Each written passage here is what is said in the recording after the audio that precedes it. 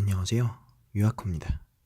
오늘은 유니클로의 이야기 3장 실패가 유니클로의 가장 큰 힘 편을 요약해드리고자 합니다. 내용의 시작에 앞서 우리가 어디까지 왔는지 살펴보도록 할게요. 유니클로 이야기는 총 6장으로 이루어져 있고 오늘 살펴보는 순서는 3장이에요. 자, 이제 진짜 시작합니다. 일본에서 실패는 무엇을 의미할까요? 오랫동안 일본에서는 실패는 곧 수치라는 인식이 강하게 존재해왔습니다. 그 정도가 얼마나 강한가 하면 실패를 할 것 같으면 차라리 아무것도 하지 않는다고 했을 정도니까요. 일본의 3대 영웅에 꼽히는 도쿠가와 이에야스도 생각이 크게 다르진 않았습니다. 돌다리를 두드려 보고도 건너지 않는다. 어떤 사물이나 사건을 대할 때 이들이 가지는 신중함은 이러한 표현으로도 충분해 보입니다. 그러나 이와 같은 신중함은 고도의 성장기에서는 크게 드러나지 않았으나 버블 경제가 꺼지고 나서부터 문제가 되기 시작합니다. 경제의 흐름이 꺾일 때 이 위기를 돌파할 기점이 필요한데 그게 바로 실패를 다룰 줄 아는 사람이 있어야 하는 이유기도 합니다. 우리가 아는 야나이 다다시가 바로 그 실패를 다룰 줄 아는 사람인데요. 실패를 할 거라면 빨리 실패를 경험하고 수습하는 것이 자신의 성공 비결이라고 밝히기도 했습니다. 자, 그럼 지금부터 실패 전문가 야나이 다다시의 실패 경험 6가지를 말씀드리겠습니다. 먼저 1996년 유니클로는 오리지널 아동복 전문 브랜드로의 확장을 위해 반미니라는 브랜드를 인수합니다. 그러나 반미니의 이전 본사와 상표권 분쟁이 붙게 되죠. 분쟁은 유니클로에 불리하게 흘러갔으며 야나이 다다시는 이어서 첫 결단을 합니다. 인수 8개월 만에 과감하게 모든 매장을 폐쇄하고 회사를 청산 처리해버립니다. 더 이상 가망이 없는 브랜드라고 판단하고 결정을 내리기까지의 그 과단성이 처음 드러나는 순간입니다. 유니클로는 두 번째 실패를 바로 경험하게 됩니다. 2030 여성복을 겨냥한 페미크로와 1030 스포츠 관련 상품을 취급하는 스포크로의 런칭입니다. 1997년 말 각각 9개 매장을 시작으로 프로모션에 나서는데요. 유니클로가 성장해온 방식과 마찬가지로 처음부터 빠르게 매장 수를 확장해 갑니다. 6개월도 안 돼서 두 매장은 합쳐서 총 35곳까지 확장하게 되고요. 그러나 스포크로, 페미크로, 유니클로가 이 차별성이 떨어지며 고객들에게 불만이 점점 터져 나오자 야나이 다다시는 다시 한 번 더 결단을 내립니다. 매장을 유니클로에 통폐합하거나 철거해버리는 것이죠. 세 번째 실패는 조금 더 흥미로운데요. 1998년 플리스를 200만 장 팔던 유니클로는 99년 850만 장, 2000년에는 급기야 2600만 장까지 팔아내는데 당시 야나이 다다시도 이러한 상승세가 언젠가는 끝나고 성장세가 꺾이는 시점에 대비해야 한다는 생각을 했습니다. 그러나 처음 겪는 이 가파른 상승세가 계속되는 상황에서 별다른 도리가 없었다고 하죠. 결국 2001년 중반 매출의 정점을 찍고는 2년 만에 30% 수준의 급감세를 경험했다고 합니다.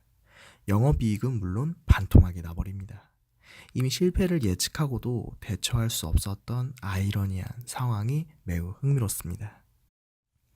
보통 우리가 배우는 BCG 매트릭스를 생각해보면 그렇습니다.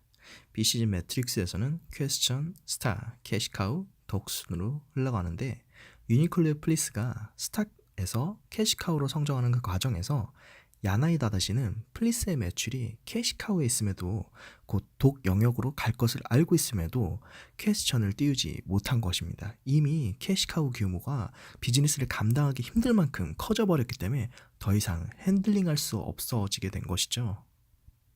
야나이 다다시는 여기서 승부수를 한 번 더 띄우는데요. 본인이 경영 일선에서 물러나고 젊고 유능한 엘리트 경영인을 세우는 것이었습니다. 그래서 등장한 인물이 바로 다마스카 게니치였습니다. 다마스카 게니치는 게이오대 법학부를 나오고 케이스 웨스턴 리저브 대학에서 MBA를 거쳐 썬더버드 대학 국제경영학 석사까지 받은 전형적인 엘리트 경영인입니다. 아사히 글라스, IBM을 거쳐 패스트 리테일링에 입사해 사장에 오른 나이는 불과 40에 그쳤습니다. 반면 야나이 다다시는 와세다대 정경학부를 나오고는 바로 아버지의 가게인 오고리 상사에서 유니클로를 키워낸 입지전적인 인물입니다. 둘의 경영 방식은 크게 다를 수밖에 없었죠. 보다 도전적이고 프레임을 깨려고 했던 게 야나이 다다시라면 다마스카 게니치는 보다 안정적으로 회사를 궤도에 올리고 운영 관리하는 데 강점이 있는 인물입니다. 야나이 다다시의 결정은 결과적으로 패착이었습니다. 사장에 오른 다마스카 게니치는 기존 매출이 잘 나오던 플리스 판매 방식을 고수하고 크게 변형하지 않고 안정적인 운영을 하려고 했습니다. 관습적인 경영의 결과는 결국 내리막 성과로 만 3년을 채우지 못하고 야나이 다다시를 경영 일선에 복귀시키게 만듭니다. 자, 다섯 번째 실패는 바로 야채 판매 사업인데요. 2002년 9월 FR푸드라는 자회사를 설립하면서 야채 판매라는 완전히 새로운 사업을 시작했습니다. 구체적으로는 스킵이라는 브랜드를 런칭했는데요. 이 즈음 당시 게니치 사장으로 경영권이 위임하는 시기와 맞물립니다. 당시 게니치 사장이 유니클로의 의류 사업을 경영하면서 야나이 다다시는 신사업들을 추진하게 됩니다. 캐시카우가 도구로 이전되는 과정에서 새로운 퀘스천들을 스타로 키우는 시도인 것이죠. 그리고 그중 하나가 야채 판매 사업이었는데 결국 개업 1년 반 만에 폐업하고 맙니다. 스킵이 판매하는 농산물은 우수한 품질을 주로 취급했는데 농산물 특성상 양산이 불가능하여 높은 가격을 고수할 수밖에 없었던 것입니다. 유니클로가 성장한 비결인 고품질, 저가격 원칙을 어기는 순간 유니클로가 하는 야채 판매 사업은 여느 야채 사업과 다를 게 없었던 것이 된 것입니다.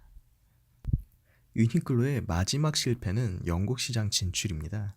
유니클로는 2001년 9월 영국에 유니클로 1호점을 진출시킵니다. 흔히들 해외 진출 전략으로 현지화를 그 전략 중 하나로 꼽는데요. 유니클로도 영국 진출 당시 영국 현지화에 초점을 맞춰 진행했습니다. 관리자부터 점원까지 모두 영국 현지 직원을 채용했는데요. 여기서 문제가 발생합니다. 동양권 근로자들은 자신의 직무 외에도 업무의 커버리지를 넓혀가면서 자신의 1인 나서서 하는 경향이 있습니다. 그러나 영국, 유럽 등지에서는 관리자와 점원 간의 근무 영역 구분이 확실히 되어 있고 이에 따라 서로 간섭하거나 협력하는 게 어려운 형태죠.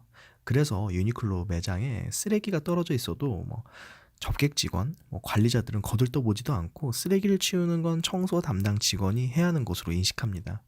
이와 같이 전혀 생각하지 못했던 포인트에서 유니클로만의 강점이 서서히 옅어지는 것이죠. 재고 관리를 해야 하는데 접객 직원은 접객에만 집중을 하고 청소 직원은 청소에만 집중을 하느라 제때 재고 관리에 대해 보고되지 못해 관리자가 뒤늦게 발주하는 등 문제가 발생하죠.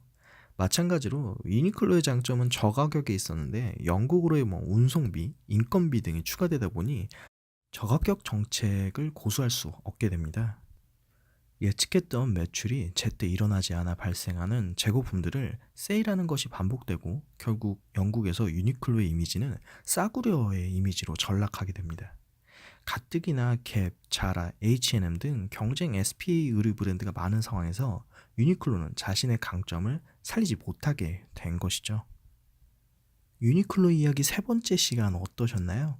그동안 유니클로의 성공 포인트를 다뤘다면 이번에는 유니클로가 맞이한 첫 위기, 실패들에 대해서도 다뤄봤는데요. 다음 편 4장 대기업병을 치료하다에서는 이러한 실패를 극복하는 이야기들을 들려드릴 예정입니다. 출퇴근길 잠들기 5분 전 가볍게 얻어가는 요약허의 비즈니스 인사이트 구독과 좋아요, 알람 설정 부탁드립니다. 감사합니다.